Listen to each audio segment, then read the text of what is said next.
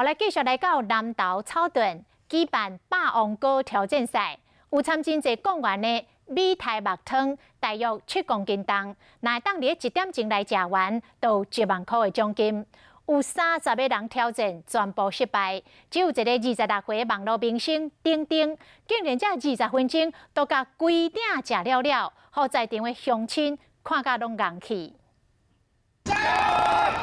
这4位男子每一个拢一块大碗公，面前拢一大鼎15人份7公斤重的讲员米苔目，每一个人是一直食无停，就是要拼1点钟来食完，得到1万块的奖金。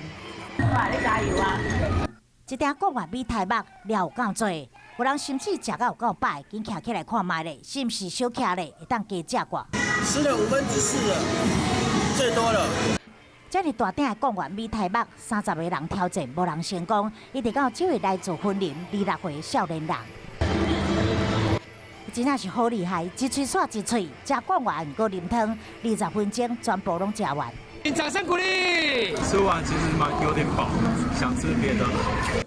伊食完7公斤的讲员米苔目，竟然还阁想要食别项的，互现场所有人拢真佩服。